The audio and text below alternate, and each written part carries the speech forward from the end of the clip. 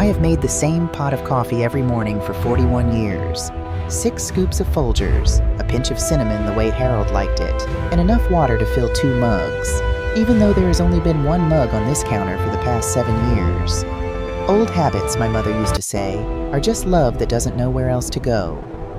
That Tuesday started the same as every other Tuesday. I was 69 years old, living alone in the same white clapboard house on Birchwood Lane in Clarksville, Tennessee, where Harold and I had raised our 2 children, grown our garden, and built a life that was small by most measures, but felt to us exactly the right size. The tomatoes were coming in late that year. The hydrangeas by the front porch needed cutting back. The kitchen faucet dripped every 12 seconds, I'd counted, and I kept meaning to call someone about it. I was standing at this counter in my house robe when I heard the knock at the back door. I didn't need to look. Earl Whitfield has lived next door for 22 years, and he knocks the same way every time. 2 quick taps, then 1 slow one, like a little song. His wife Norma had sent him over with a plate of blueberry muffins, still warm, wrapped in the same yellow dish towel she always used. Earl is 72, retired from the highway department, and has the cheerful stubbornness of a man who has decided that life is mostly good and sees no reason to revisit that conclusion. "Morning, Dot." He set the muffins on the counter and helped himself to the second mug without asking, which is what friends do. "You buying your tickets today?" "Already bought them yesterday," I said. "Miller's was out of the good scratch-offs, so I got a Powerball." Earl shook his head with the theatrical disappointment he reserved specifically for this topic. "Dorothy Hargrove," he said, settling into the chair by the window the way he always did. "In 22 years, I have watched you feed those numbers into that machine like they owed you something. You know what the odds of winning Powerball are? You're going to tell me. Worse than being struck by lightning while simultaneously choking on a piece of Harold's famous dry meatloaf. Harold's meatloaf was not dry. Dot, honey, I loved that man. His meatloaf was a cry for help. I laughed. The real kind. The kind that starts in your stomach. That was the thing about Earl. 7 years of widowhood and he could still make me laugh before 8 o'clock in the morning. I turned on the small television on the counter, the one Brandon had called embarrassingly outdated the last time he visited, as though a television's age had moral implications. The local news was finishing up weather. Earl was talking about his son-in-law's new truck, something about the towing capacity, and I was half listening, half watching the screen, when the anchor shuffled his papers and smiled. "And now the Powerball numbers from last night's drawing." I reached over and lifted my ticket off the refrigerator door. It had been held there by the same magnet for 18 years, a small ceramic music note that Harold had bought at a gas station in Gatlinburg on our anniversary trip in 1998. He'd handed it to me in the car and said, "For the refrigerator, so you always have something to hold your important papers." It was a $3 gas station magnet. I have never once considered replacing it. The first number came up on the screen. 17, Harold's birthday, February 17th. My hand found the ticket without me telling it to. 29, our anniversary, the 29th of August. Earl was saying something about torque. 14, my mother's birthday. The muffin plate was still warm under my fingertips. 33, Harold's jersey number in the church softball league, every summer for 15 years, until his knees gave out. I was not breathing. 8, the address of the first apartment Harold and I ever shared. 8 Clover Street. Earl had stopped talking. I don't know when. 21, the day Caleb was born, October 21st. For a long moment I stood completely still. The anchor on television confirmed the numbers. He said the words jackpot and $441 million and no previous winner, and the kitchen faucet dripped once, twice in the silence. "Dot?" Earl's voice came from far away. "You gone quiet on me." I looked at the ticket in my hand, then at the screen, then at the ticket again. "Earl," I said slowly, "do you remember when you used to say that winning was worse odds than getting struck by lightning?" I stand by that assessment. "I think," I said, "that I would like another cup of coffee." He left 20 minutes later, none the wiser. I watched him cross back through the yard, waving without turning around, the yellow dish towel tucked under his arm. Norma would want it back. I sat down at the kitchen table. $441 million. After taxes, the financial advisor on television was explaining to an invisible audience, a lump sum payment would come to somewhere between $200 and $230 million, depending on the state. I sat with that number for a long time. My first thought, I want you to know this, was not about the money. My first thought was about Harold, about how he had picked those numbers with me one Sunday afternoon in 2006, sitting at this same table, writing them on a napkin with a golf pencil. The numbers that matter, he'd said, the days we'd want to live over. He had pressed the napkin into my hand. Keep playing them, Dot. You never know. 7 years too late, Harold. But you weren't wrong. I let myself cry for exactly 10 minutes. Then I wiped my face, put on my good blouse, and called Patricia Webb. Patricia Webb had been Harold's attorney for the last decade of his life, and she had handled his estate after he passed. She was somewhere in her late 50s, precise and unflappable, the kind of woman who probably organized her sock drawer by thread count. Harold had told me once, if anything ever happens to me, Dorothy, you call Patricia before you call anyone else, including the kids. I had kept her number in the small address book I still maintained in pen. She answered on the second ring. Patricia, I said, this is Dorothy Hargrove. I have a situation. There was a short pause. What kind of situation, Dorothy? The kind where I think I need a financial team, a trust attorney, and possibly someone to explain to me what a blind trust is.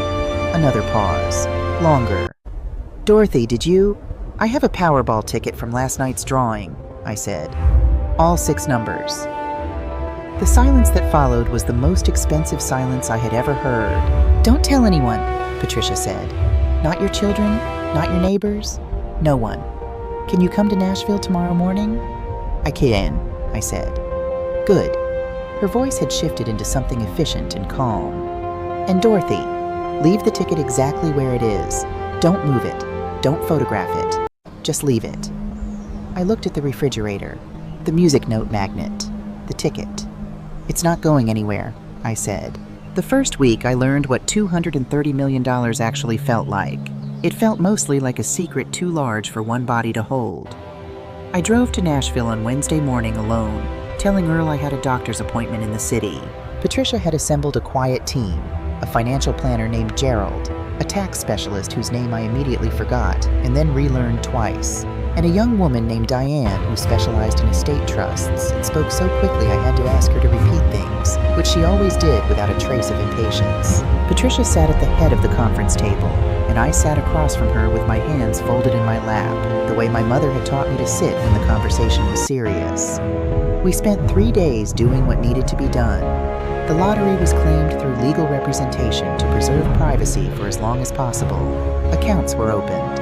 A trust was established under Patricia's guidance with a structure so careful and layered that even I was impressed. Gerald showed me a projection of what the money could look like in 5 years if managed conservatively, and I stared at the numbers on the page until they stopped looking like numbers and started looking like something else entirely.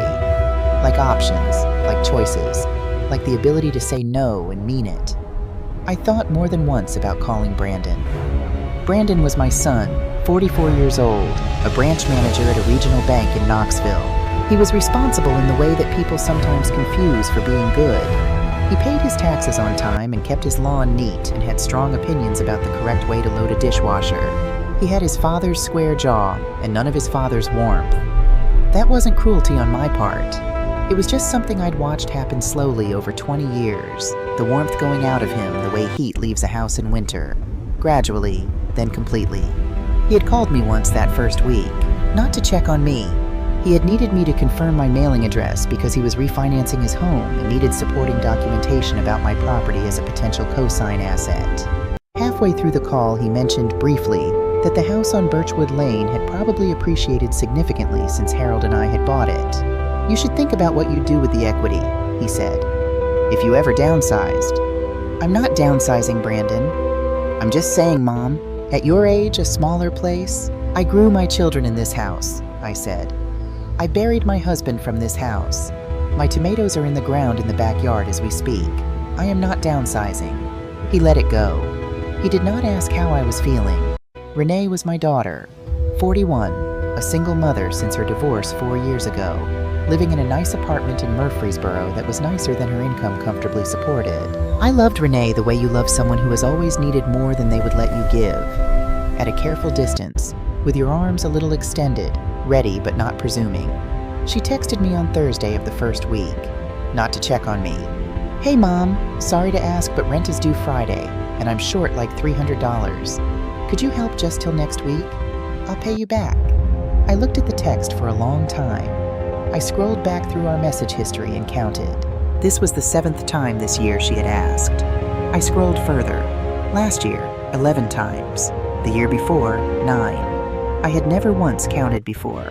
I was counting now. I sent her the $300 the way I always did, and I wrote the amount and the date in the small notebook I'd started keeping in my purse. Not out of resentment, out of clarity. I was beginning to understand that there is a difference between being generous and being invisible, and I had spent a long time being both at once. It was Caleb who called me that Wednesday evening, for no reason at all. He was my grandson, Renee's son, 21 years old, a junior at the University of Tennessee, studying business on a partial academic scholarship he had earned with no help from anyone. He had Harold's eyes, which was a fact I tried not to dwell on because it made me feel things I didn't have adequate words for. He called me every week, sometimes twice, the way people used to call each other before there were 100 easier options. He called because he wanted to talk. Hey, Grandma Dot. His voice was warm and a little tired. He'd had a long day of classes, he said, and a shift at the campus bookstore after. How's the garden? Did the tomatoes come in yet? Late this year, I said. The hydrangeas are beautiful, though. Good. You should cut some and put them on the table. Harold always liked when you did that. He knew things like that. Small things. He had paid attention. We talked for 40 minutes. He told me about a business class project he was working on. A case study about family-owned companies that fail when ownership transfers to the second generation without proper planning. I laughed quietly at the particular irony of that. Bonne nuit, Grandma Dot, he said as he always did at the end of calls, a thing Harold used to say, from a French phrase he'd learned in the army and never quite let go of. Bonne nuit, sweetheart, I said. After I hung up, I sat in the kitchen in the dark for a little while. The refrigerator hummed. The faucet dripped. The music note magnet held the ticket against the white door. I thought about the question that had been sitting at the back of my mind since that first morning, quiet and patient, waiting.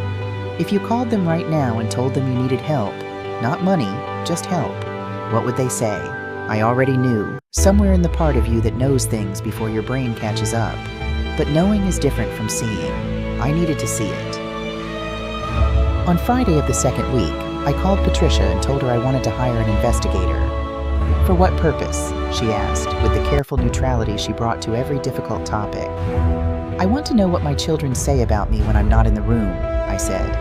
I want to know what they're planning. A pause. Dorothy, are you certain? No, I said honestly. I hope I'm wrong. I genuinely hope I'm wrong, but I need to know.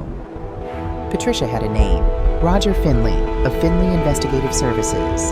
30 years in the field, discreet, professional, specialized in estate and family matters. She said he was the best she knew. I told her to make the call. That same evening, I sat at Harold's old desk in the back room, the room we'd always called the study, though Harold mostly used it to read Western novels and avoid watching the news, and I opened the small spiral notebook. I wrote 3 questions at the top of a fresh page, pressing the pen down firmly, the way you do when you want something to stay. When I need help, will they come? Will they come because they love me or because they want something? Can I trust them with what I'm about to leave behind? I looked at the questions for a long time. Then I added a 4th, smaller, at the bottom of the page, almost as an afterthought, but not quite. Am I wrong about Caleb? I wanted to be careful. I had learned in 69 years that love can make you see things that aren't there. I had also learned that sometimes love is the only thing that lets you see things clearly. I took Harold's photograph out of the top desk drawer, a candid one from our 30th anniversary dinner, him laughing at something just off camera, looking younger than he had any right to at 58. I'm going to do this thing, I said to the photograph. I'm going to call them and ask for help and see what happens, and then I'm going to know. The photograph didn't answer. Harold never had been much for unnecessary conversation. I hope I'm wrong, I said. I really do. I put the photograph back in the drawer, face up, and closed it gently. The plan was simple enough that even a woman who had never in her life enjoyed complications could execute it cleanly. I would call each of them on a Monday morning when they were settled into the week but not yet distracted by the weekend ahead. I would tell them the same thing. that I was running short on my blood pressure medication, which was true, the prescription needed a refill, and that I was between Social Security payments and couldn't quite cover the cost this month. The amount I needed was $200, small enough to be easily given, large enough to require a real decision. I went over the plan with Patricia on Thursday. "Dorothy," she said with the measured tone she used when she thought something was inadvisable but had already decided to help anyway. "You understand that if this doesn't go the way you're hoping, then I'll have confirmation of what I already suspect," I said. "Either way, I'll know. Not knowing is worse." She was quiet for a moment. "And Caleb?"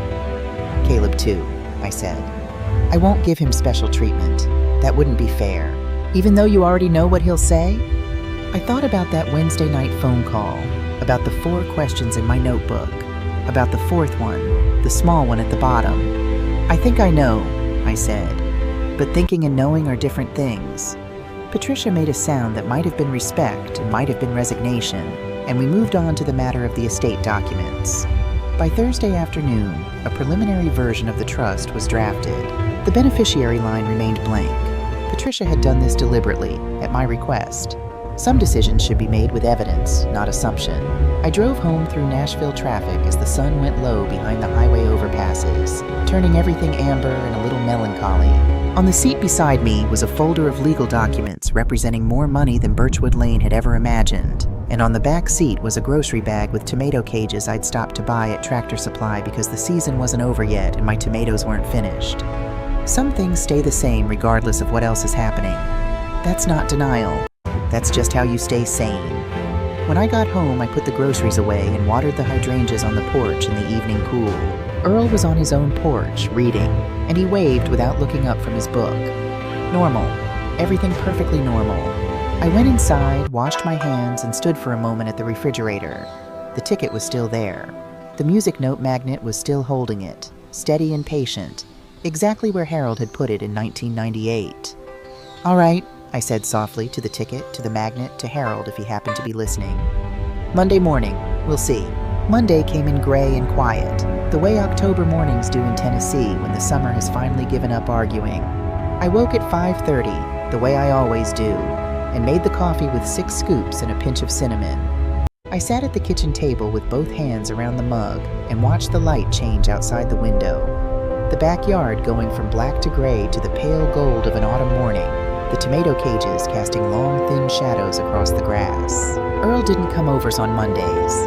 Norma had her book club and he drove her, which meant the house was quiet in the particular way it gets when you know a long time will pass before another person enters it. I had my notebook open on the table. The 3 questions were still there, and the 4th one, smaller, at the bottom. I read them once, closed the notebook, and picked up my phone. I called Brandon first. He answered on the 4th ring, which told me he had looked at the screen before deciding to pick up. Brandon always looked at the screen first. "Mom." His voice had that particular texture it got when he was already busy with something, and answering the phone was a concession he was making on your behalf. "What's up?" "Good morning, Brandon." I kept my voice soft, a little uncertain. I had practiced this the night before, not because I am a dishonest woman, but because I knew that if I sounded too composed, he would sense that something was calculated. The uncertainty was real enough. I genuinely did not know what he would say. I was only borrowing the tremor and putting it somewhere he could hear it. "I'm sorry to bother you so early. I have a small problem and I didn't know who else to call." A short pause. I heard his office chair. "What kind of problem?" "It's my blood pressure medication," I said. "I need a refill and the cost this month. I'm a little short between now and when my check comes in. It's about $200. I hate to ask, but..." "Mom," he didn't let me finish. Not rudely exactly, but with the firmness of someone closing a door. "We've talked about this." I waited. "You need to budget better. I know the fixed income is hard, but you've been supplementing with credit for years and it compounds. I've told you this." "Brandon, it's blood pressure medication." "And I understand that. But I can't keep..." He stopped, restarted. When he spoke again, his voice had the careful architecture of a man who had rehearsed this. "Mom, Renee and I have actually been talking. We think maybe it's time to seriously consider your living situation." "My living situation." "What about it?" I said very quietly. The house is a lot for one person. The maintenance alone. Your father and I bought that house in 1979. I know, Mom, I know. But there are really wonderful communities now that handle everything. Meals, medication management, social activities. You wouldn't have to worry about any of this. He paused. And frankly, from a financial standpoint, the equity in that house could set you up very comfortably. Set me up in a community where they handle my medication management. I'll think about it, I said. Good. He sounded relieved, the way people do when they've redirected a problem without having to solve it. I really do think it's the right move. And Mom, I need you to work on the budgeting. I can't be a safety net every time there's a gap. Every time. I thought about the 17 times I had been his safety net in the past 6 years. I thought about the motorcycle loan, the credit card I had paid down without ever being asked to, simply because I knew he needed it cleared before he could refinance his house. I thought about the $23,000 I had given him after his divorce from his first wife, before he met his current one. He had called it a loan. Of course, I said. Thank you, Brandon. Talk later, Mom. He was already somewhere else before he hung up. I picked up the pen and wrote 2 words in my notebook. Brandon, failed. Then I sat with that for a minute, because it felt heavier than I expected. Not surprising, just heavy. I picked up the phone again. Renee answered immediately, which surprised me. She was usually slow in the mornings. Mom, hey. There was noise in the background, the television, and what sounded like her youngest neighbor's dog, which she had been watching for extra money. What's going on? I told her the same thing. Blood pressure medication. $200. Between checks. I hate to ask. I heard her exhale. Not a sigh exactly, more the sound of someone adjusting the weight they were already carrying. Mom, I just did rent, she said. I literally just sent the payment this morning. I know the timing is bad. It's not just the timing. Her voice slipped into the tone that I recognized, the tone that meant she was about to explain my own life to me. Mom, you've got to stop relying on the Social Security as your only income. Have you looked into any of those senior assistance programs? There's probably stuff you qualify for. Senior assistance programs. Renee, I'm not asking for much. Mom, I genuinely don't have it right now. I'm sorry. She didn't sound sorry. She sounded inconvenienced, which is a different thing. Then, and I want to be precise about this because the timing mattered, less than 5 seconds after telling me she didn't have $200, she said, Hey, actually, random question. Are you still thinking about the house at all? Because my friend Stacy's husband is in real estate, and he said the market in Clarksville right now is honestly crazy. You could get so much for that property. I looked at the music note magnet on the refrigerator. I'll keep that in mind, I said. She said. Okay, love you, Mom. I really am sorry about the money thing. I know, sweetheart, I said. I know. I wrote in the notebook. Renee, failed. I put the pen down and looked out at the backyard for a little while. The tomato cages were still there. The hydrangeas by the fence needed deadheading. The yard was mine, every inch of it, every root system, every sleeping bulb that would come back in spring. And my children wanted me to sell it and move somewhere that handled my medication management. After a few minutes, I picked up the phone one more time. Caleb answered on the second ring. Grandma Dot. Warm. Immediate. I could hear the background noise of the university library. The particular muffled quiet of a large room where people are trying to be silent. Hey, what's up? Are you okay? That was the first thing he said. Not what do you want and not what's going on, but are you okay? 3 words. I want you to understand how much those 3 words cost him nothing and meant to me everything. I'm fine, sweetheart, I said. I hate to bother you while you're studying. Bother me. Seriously, what's going on? I told him. The same story, the same gentle, slightly uncertain voice. Blood pressure medication. $200 between checks. There was a pause. I heard him shift, the creak of a library chair, and then his voice came back lower, more focused, like he'd leaned toward the phone. How much exactly? Do you know the cost at your pharmacy? Around $200. Okay. No hesitation in his voice, no recalibrating, just the immediate forward motion of someone solving a problem. I've got about $400 in my account right now. Let me send you the $200 today, and he paused again. Actually, Grandma, I want to come down. I haven't seen you since August. Can I come this weekend? Caleb, you don't need to drive all the way. It's 5 hours. I've done it for less. A beat. Are you sure you're feeling okay? Like physically? The blood pressure stuff isn't getting worse, is it? I had to press my fingers against my mouth for a moment. I'm perfectly fine, I managed. Truly. Okay, good. He exhaled. Relief. Genuine relief. The kind you can't manufacture. I'm coming Saturday. I'll bring food because your refrigerator is always either completely full or completely empty and there's no in-between with you. And Grandma, yes? You can always call me. For anything. You know that, right? I did know it. I had known it for years. The way you know certain things, not because someone proved them once, but because they have proven them so many times. It became the landscape you move through.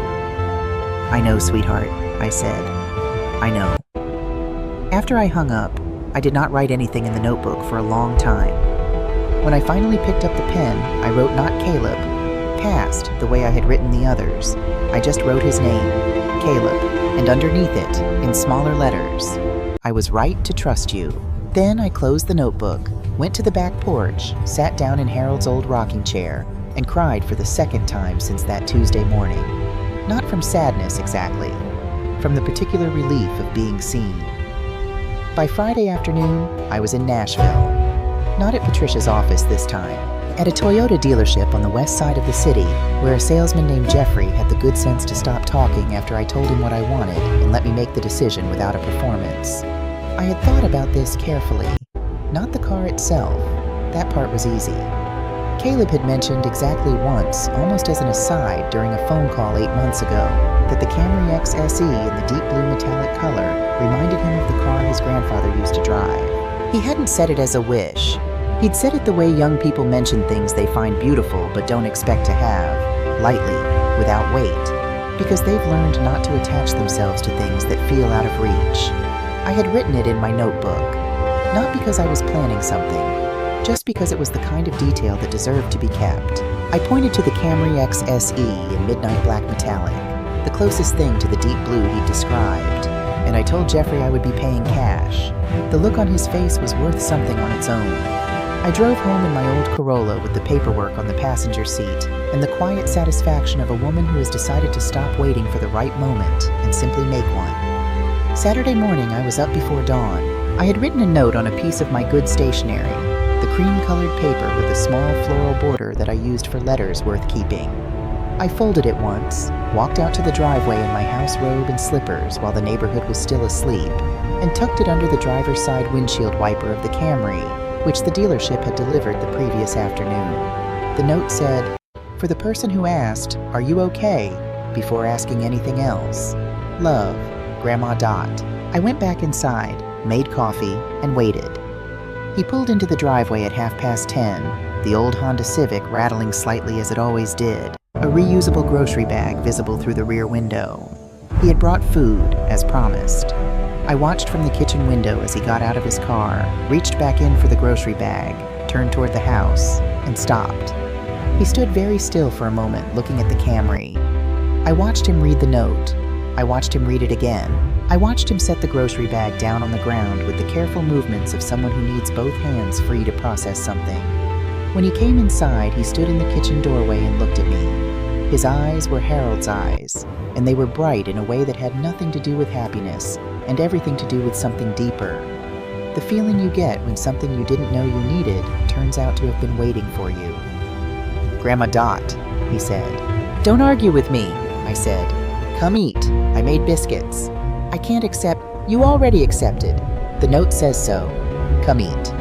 He crossed the kitchen in 3 steps and hugged me the way he always had since he was 9 years old, tightly, and for longer than most people are comfortable with. I have always loved that about him.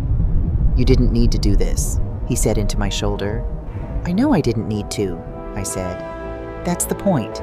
We ate biscuits at the kitchen table, the October light coming through the window sideways and gold, and Caleb told me about his business case study, and I told him about the hydrangeas and Earl's running commentary on my lottery habit, and it was, for those hours, exactly the right size of a morning.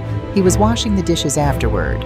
He always insisted on doing the dishes, when he grew quiet for a moment and then said almost to the window above the sink, "The medication thing wasn't the whole story, was it?" I didn't answer right away. I dried a plate. "No," I said finally. "It wasn't." He nodded, still looking at the window. "Did you call Mom and Uncle Brandon too?" I did. He didn't ask what they said. He already knew, the way smart people know things. Not from evidence, but from pattern. He had been watching his mother and his uncle for 21 years. He knew the shape of how they moved through the world. "Bonne nuit, Grandma Dot," he said, which he only ever said at night, but he said it now, in the middle of the morning, as though something had ended. "Bonne nuit, sweetheart," I said. They arrived on Sunday. I had not called them. I want to be clear about that. I had not engineered the timing of their arrival, had not nudged Earl into mentioning the car, though Earl had, in fact, mentioned the car, entirely of his own accord, to Norma, who had mentioned it to her sister, who played bridge with Brandon's wife every other Sunday.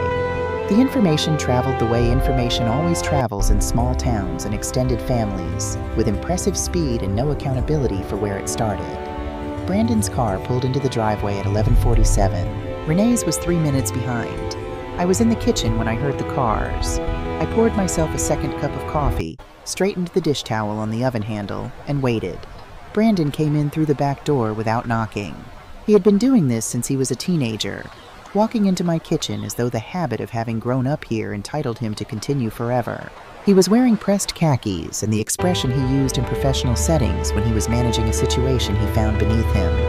He stopped when he saw Caleb in the living room, standing up from the couch where he'd been reading. "Whose car is that?" Brandon said. "Mine," Caleb said. "Grandma Dot gave it to me." The silence that came after that sentence was the kind that has texture. Renee appeared in the doorway behind Brandon. She had come through the front, which meant she'd walked past the Camry in the driveway on her way in. Her face had already done the calculating by the time she entered the kitchen. She looked at me the way she sometimes did, like she was trying to find the seam in something, the place where it didn't quite add up. "Mom," she said, "can we talk?" "Of course," I said. "I'll make more coffee." We moved to the living room, the room where Brandon and Renee had done their homework on the floor for years, where we'd opened Christmas presents and watched the Super Bowl and sat around after Harold's funeral eating casseroles brought by neighbors. The room had held a great deal of history. I hoped it was sturdy enough for one more conversation. Brandon sat forward in the armchair. Renee was on the edge of the sofa. Caleb remained standing near the doorway, reading the room. "Mom," Brandon leaned forward with his elbows on his knees, a posture he'd adopted sometime in his 30s that he believed communicated seriousness.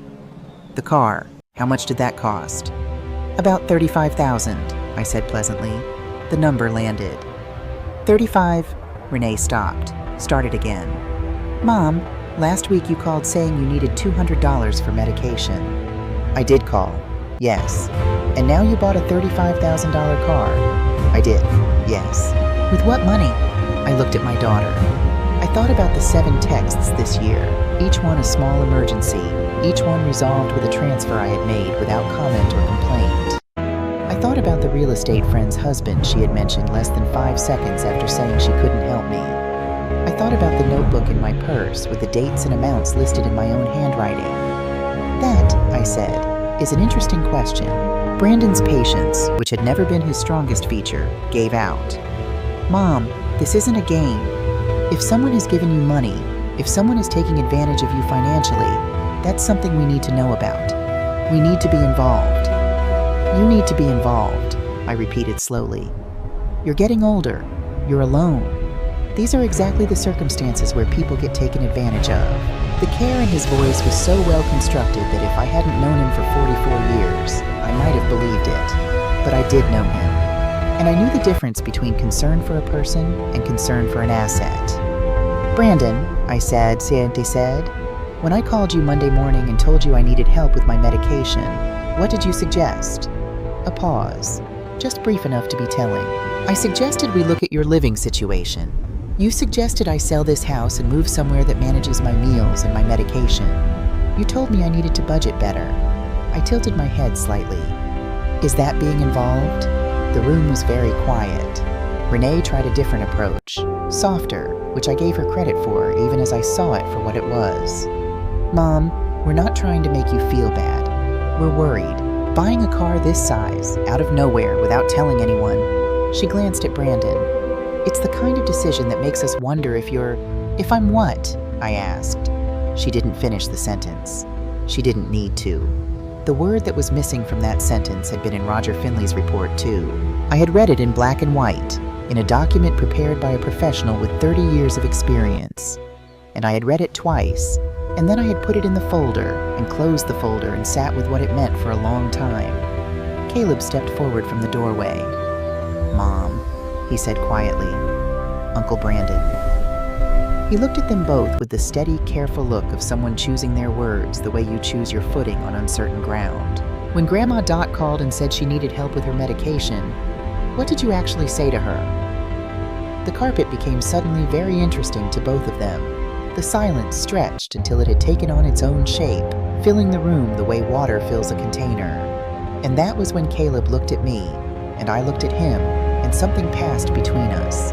The private communication of two people who have understood each other for a very long time. "Ba," he said softly, a word he had picked up from a Vietnamese roommate and started using occasionally for grandmother, just because he liked the sound of it.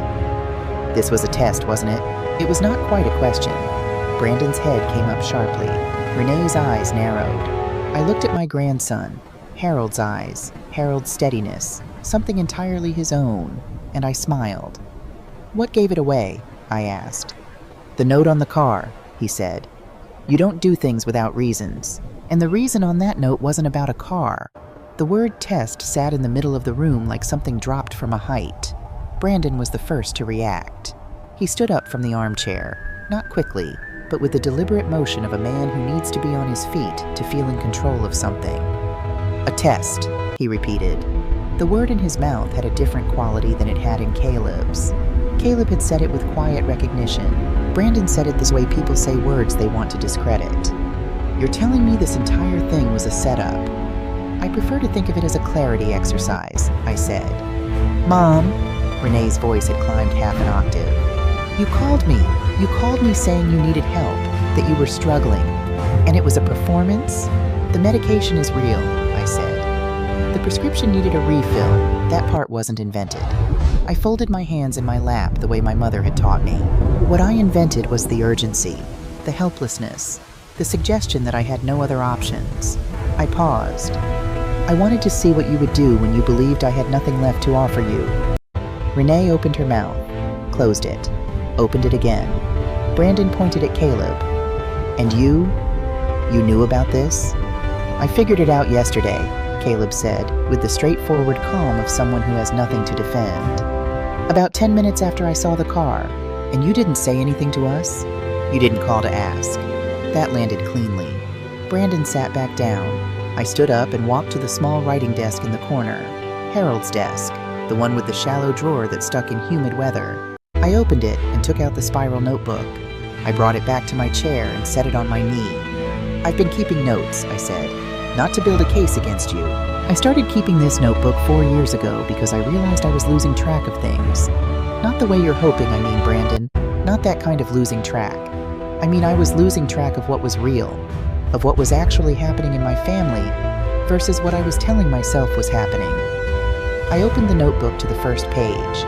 4 years ago, Brandon, you called me in March to tell me you were having the deck replaced, and the contractor wanted full payment up front and you were a little short. I gave you $4,000. You called it a loan. I looked at him over the edge of the notebook. This is the first time I've mentioned it since. Brandon's jaw tightened. "Mom, Renee, in April of that same year, you needed first and last month's deposit for the new apartment after the divorce. I gave you $2,200. In July, you needed help with Caleb's school supplies, and I gave you $340. In November," I looked up, "would you like me to keep going, or shall we skip to the running total?" The room was very quiet. Renee had gone still in the particular way of someone who has just realized the conversation they walked into is not the one they thought it was. "Over 4 years," I said, "between the two of you, I have given or loaned $47,000, not counting the things I did without being asked. The credit card I paid down for you, Brandon, before your refinancing, because I knew you needed it cleared. The 3 months of Renee's car insurance I paid when she said she was getting back on her feet." I closed the notebook. I kept this because I needed to know if I was being generous or if I was being foolish, and I still don't have a clean answer to that. But I know this, not $1 has been repaid. and neither of you has called in the past 3 weeks simply to ask how I was doing. I let that sit. Caleb was very still in the doorway, not judging, just witnessing. That was something I had always loved about him. He understood when a moment needed a witness and when it needed a participant, and he knew which one to be. "You had us investigated," Brandon said finally.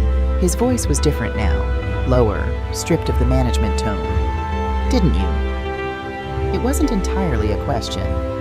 "I hired an investigator," I said. "Yes." I went back to the desk and returned with the manila folder. It was not a thick folder.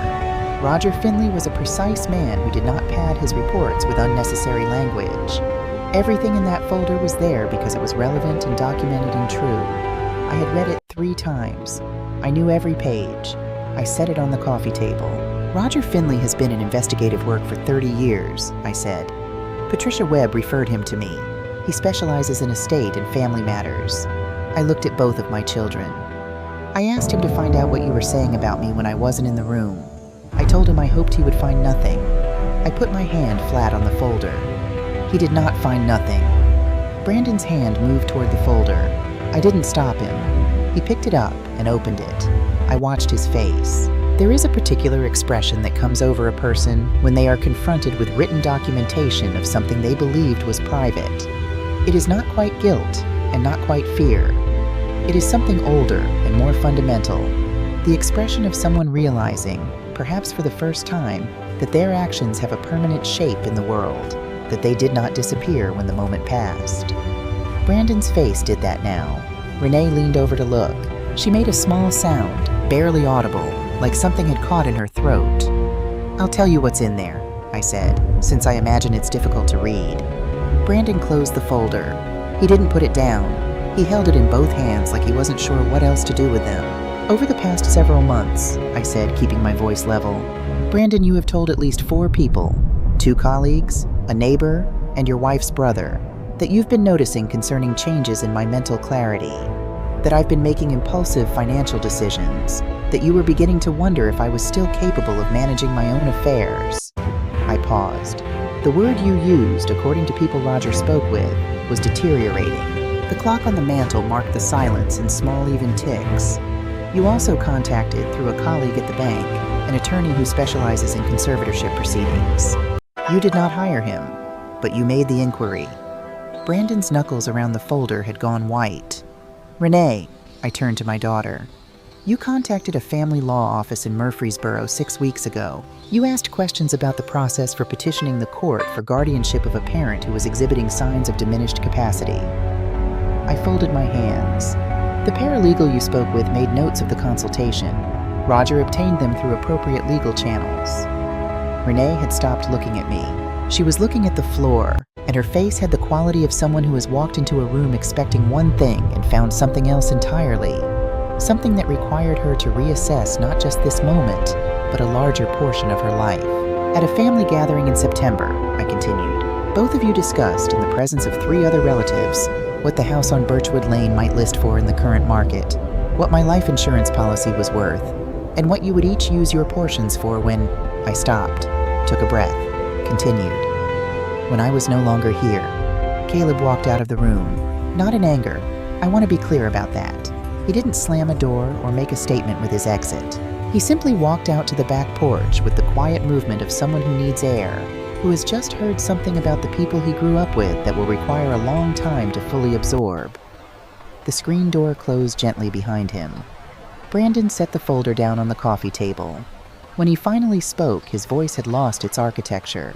It was just a voice, tired and smaller than usual.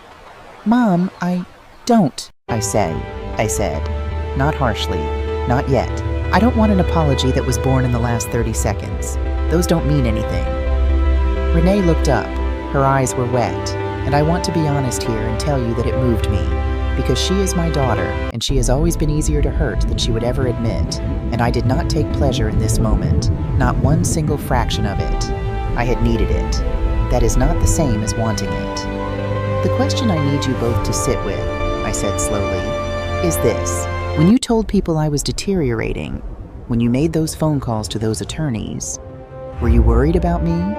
Or were you worried about what would happen to this house? and those accounts and that policy if I remained in control of them? Neither of them answered. That was, in its way, the most complete answer I could have received. I stood up, went to the kitchen, opened the refrigerator door. The music note magnet was still there, the same place it had been since 1998, and beneath it, the Powerball ticket, which I had taken to Patricia's office to have properly encased in a small laminate sleeve, because some things deserve to be preserved. I brought it back to the living room and held it out to Caleb, who had come back in silently through the screen door and was standing near the window. He took it and looked at it. His face went through several things in quick succession. "Grandma," he said. His voice was careful, the way voices get when the mind is running fast and the mouth is trying to keep up. This is the Powerball jackpot from 3 weeks ago. Yes. You won. Yes." Brandon stood up again. "Let me see that." Caleb moved the ticket slightly away from his uncle's reach, not aggressively, just with the natural instinct of someone keeping something safe. "Uncle Brandon." His voice was quiet. "Give her a minute." Brandon stopped. I sat back down in my chair. $441 million, I said. After taxes, the lump sum comes to approximately $230 million, with investment returns accruing since the claim was filed 3 weeks ago. I smoothed my slacks over my knees. The money has been claimed, processed, and placed in trust. The ticket is a souvenir. The silence that followed was a different quality than any of the previous silences. It had weight to it. It had the specific gravity of a number that is too large to hold in the mind all at once, so it has to be held in pieces, and each piece is heavier than the last. Renee's hand had come up to cover her mouth. Brandon was doing arithmetic behind his eyes. I could see it. I had watched him do arithmetic behind his eyes since he was 9 years old, and it had never been anything but obvious. And this is the moment I had been, on some level, waiting for since Monday morning. The moment that would tell me more than any phone call or investigator's report ever could. Brandon pulled his chair close to mine. He leaned forward.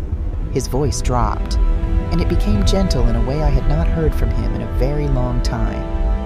"Mom," he said, "you don't have to worry about any of this alone anymore. We're here. Renee and I, we can help you manage all of this. The trusts, the investments, the decisions. You shouldn't have to navigate something this size by yourself. Let us help you." I looked at my son. I looked at this man I had brought into the world, carried through scarlet fever and a broken collarbone and the death of his father and a divorce, who I had loved with the specific, helpless love of a mother who knows her child's flaws and loves him anyway. And I said very gently, "Brandon, 10 minutes ago you couldn't help me with a $200 prescription." The gentleness left his face. "I'm not angry," I told him. "I want you to understand that. I'm not sitting here in triumph. I'm sitting here tired and clear-eyed, and I'm telling you that the version of you that just offered to help me manage $230 million is the same version that told me to figure it out and look into assisted living 4 days ago." I noticed the difference. Renee was crying quietly, not performing it, actually crying, which I recognized because I had watched Renee cry her whole life, and I knew which version was which. "Mom," she said, I know what I did. I know what we both did." She pressed her fingers under her eyes. "I don't have an excuse." "No," I agreed. "You don't." I went back to the desk one final time. The last folder was thicker than the others. It had the letterhead of First National Legal Group at the top, and below that, several pages of documentation that Patricia had helped me prepare with the same quiet efficiency she brought to everything. I set it on the coffee table. 3 weeks ago, I said, while I was working with Patricia on the trust, I asked her to help me do something else. Something I want to explain carefully, because I don't want you to misunderstand my intention. Brandon looked into the folder with the expression of a man who has stopped expecting good news. "I contacted your creditors," I said. "All of them. Brandon, your auto loan, the 2 credit cards, the personal line of credit you took out in August. Renee, your car financing, the 3 credit cards, the personal loan from March." I opened the folder. "I purchased all of those debts at market rate." Renee's crying stopped. The room went absolutely still. Brandon started. "It is completely legal," I said. Patricia confirmed it. "Your own attorneys can confirm it if you choose to verify. Debt purchasing is a standard financial practice. The fact that the purchaser is a family member is unusual, but not prohibited. Brandon stared at the folder. How much? Brandon, your purchased debt totals $54,000. Renee, yours totals $61,000. Added to what you've each borrowed from me directly over the past 4 years, that brings the total to... I found the summary page. Brandon, you owe me $72,000. Renee, you owe me $83,000. Renee made a sound I had never heard from her before. It was very small and very honest. The terms, I continued, are as follows. Interest at 22% annually, compounded monthly. Full balance due within 45 days, at which point, if not paid, Patricia's office will begin standard collection proceedings. I closed the folder. I want to be clear. I am not doing this to destroy you. I'm doing this because for 4 years I have been your creditor without being acknowledged as one. I have extended resources without terms, without acknowledgement, without so much as a conversation about repayment. I am now extending the same resources under honest terms. That seems fair to me. Brandon was gripping the arm of the chair. We don't have that kind of money. I know, I said.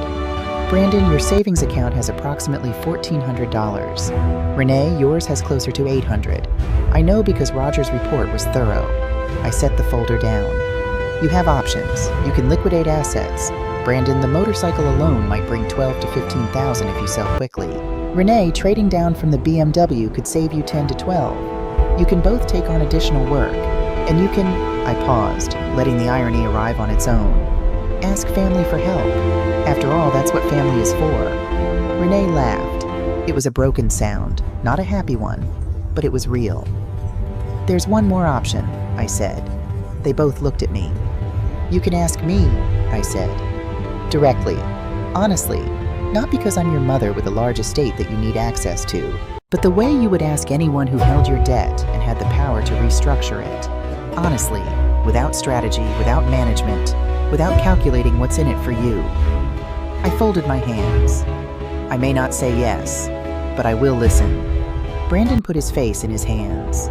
It was the most unguarded I had seen him since his father's funeral, when he had sat in this same room and cried without self-consciousness for the only time I could remember in his adult life. I felt watching him, the complicated sorrow of a mother who loves her child and is also finished being reduced by him. Both things were true at once, and both things were mine to hold. Renee wiped her face and looked up. Mom, she said, and her voice had lost every performance quality, every strategy, every defensive layer. I'm sorry, not because of the money, because of all of it. Because of Monday morning, because of what was in that folder. She glanced toward the back porch. Because Caleb is a better person than I raised him to be, and that's not his doing, that's yours. You're the one who showed him how. I looked at my daughter for a long moment. I know you love me, Renee, I said finally. I have never doubted that you love me. Love has never been the question. I paused. The question has always been whether love was enough to make you show up. She nodded. She didn't argue. Go home, I said gently. Both of you. Live with the terms. Call Patricia's office if you have questions about the legal structure. And... I waited until they were both looking at me. If you want to find your way back to something real, I will not close that door, but I won't prop it open either. You'll have to walk through it yourselves. They left the way people leave when they have nothing left to perform. Quietly, without a final word, without managing the exit. Brandon's car backed out of the driveway first. Renee sat in her BMW for several minutes before she started the engine. I watched from the kitchen window until both cars had turned the corner and disappeared. The house was quiet in the way it gets after something large has moved through it. I stood at the kitchen window for a while, not thinking in any organized direction, just standing the way you do after something is finished. The backyard was in its autumn colors, the tomato plants finally spent, the hydrangeas along the fence going bronze at the edges. In the spring they would come back. They always did. Caleb was still on the back porch. I made 2 fresh cups of coffee, carried them out through the screen door, and sat in the second rocking chair, the one that had been Harold's, and that I had never been able to bring myself to move or replace. I handed Caleb his mug. We sat without talking for a little while. The neighborhood had its Sunday sounds, a lawnmower somewhere 2 streets over, Earl's wind chimes, the distant bark of a dog with no particular urgency about it. "Are you okay?" Caleb asked. "Yes," I said. "Are you?" He thought about this seriously, which I appreciated. He did not produce an automatic answer. "I think so," he said finally. "It's a lot to know about people you love." "It is," I said. "It doesn't stop you from loving them." "No." He held the coffee mug in both hands.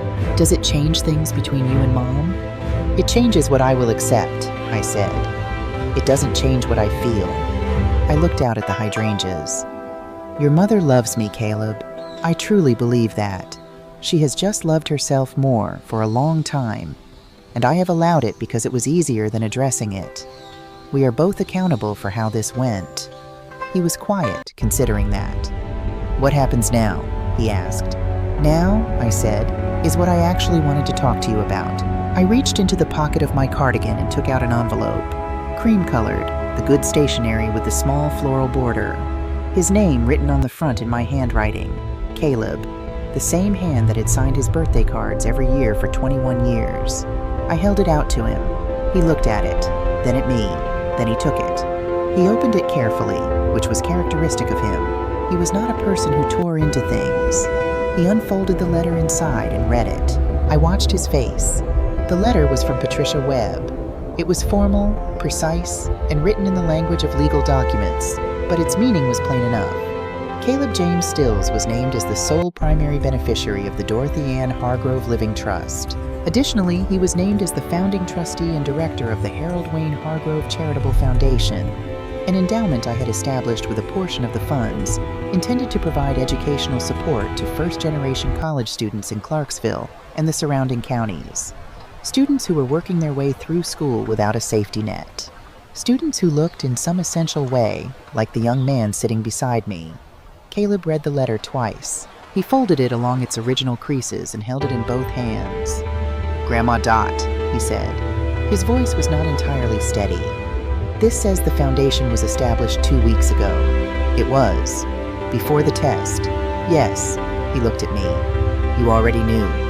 "I already knew," I said. "I told you. The test wasn't to find an answer. I had the answer. The test was to confirm that I wasn't being foolish for believing in what I already knew." I picked up my coffee mug. "Your grandfather used to say that wisdom isn't knowing things other people don't know. It's trusting what you know when everyone around you is telling you to doubt it." "He was right," Caleb said quietly. "He usually was. Don't tell him I said that. He'd never let me hear the end of it." Caleb laughed. It was a full, unguarded laugh, and it broke the last of the morning's wait. We sat with that for a moment. "The foundation," Caleb said. "You want me to run it?" "I want you to build it," I said. "There's a difference. I don't want a caretaker. I want someone who understands what it means to work for something, who knows what it feels like to need help and not ask for it, because you've learned that asking doesn't always lead anywhere good." I looked at him directly. "You studied business. I have resources. That does sound like a reasonable partnership. You're serious."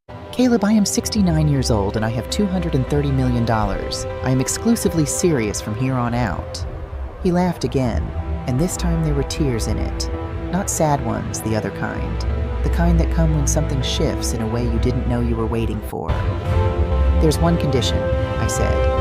"Anything. You finish your degree, every last credit hour. You don't get to skip the ending because the beginning became easier." I pointed my finger at him in the way that has worked since he was 7. I didn't put Harold's name on that foundation so it could be run by a college dropout. "Yes, ma'am," he said, with a smile that was entirely his own, and also unmistakably Harold's. We sat on the back porch for a long time after that. The afternoon light moved across the yard the way it always did in October, slow and golden, taking its time. Earl appeared at the fence eventually, ostensibly to return the yellow dish towel Norma had been sending over with muffins for 2 decades, and we waved him in and gave him coffee, and he told a story about his son-in-law's truck that had no discernible ending, and the 3 of us laughed anyway. Later, after Earl had gone home and Caleb was loading the last of the dishes into the drying rack, I went to the refrigerator. I took down the Powerball ticket in its laminate sleeve. I held it for a moment. This small rectangle of paper that had been sitting on my refrigerator for 3 weeks, held in place by a gas station magnet from 1998, carrying a secret that had reorganized everything. I opened the drawer of Harold's desk and placed the ticket carefully inside, face up, next to his photograph. "Not bad," I said softly. For a woman who was throwing away coffee money. The kitchen faucet dripped once, the way it always did. I made a mental note to call someone about that. Some weeks later, I did call Brandon and Renee. Not about money, not about the trust, just a call. The conversations were shorter than they used to be and more honest, which meant they were actually longer in the ways that matter. Renee had picked up a second job. She had not asked me to restructure the debt, not yet, but she had called twice simply to talk, with no agenda attached. And both times I had answered, and both times we had stayed on longer than either of us planned. Brandon was harder. Brandon had always been harder, but he had sent me a card in November. A plain card, nothing fancy, with a few sentences in his handwriting that said he was sorry, and that he knew sorry wasn't sufficient, and that he was trying to figure out what sufficient looked like. I put the card in the drawer with the ticket and Harold's photograph. I am not a woman who throws away things that might still mean something. Caleb called every week, sometimes twice. He had told his professors about the foundation, and one of them had asked to be an advisor. He texted me photographs of the Camry in the campus parking lot and of the grant application templates he was drafting, and once, memorably, of a bowl of cereal he had made for dinner at 11 o'clock at night, with the caption, "Grandma Dot, please don't tell anyone." I did not tell anyone. Earl still came on Tuesdays. Norma still sent muffins. The hydrangeas came back in spring, exactly as they always did, blue and extravagant and completely unbothered by anything that had happened while they were underground. The faucet, I am sorry to report, is still dripping. Some things, I have decided, you simply learn to live with. And some things, the ticket in the drawer, the music note magnet on the refrigerator door, the name Harold Wayne Hargrove printed in careful letters on a foundation that will put children through college for decades to come. Some things you hold on to. Not because you need them, because they're yours, because you earned them. And because love, real love, the kind that drives 5 hours without being asked and offers its last $400 and says, "Are you okay?" before it says anything else, that kind of love deserves to be honored. Harold knew that.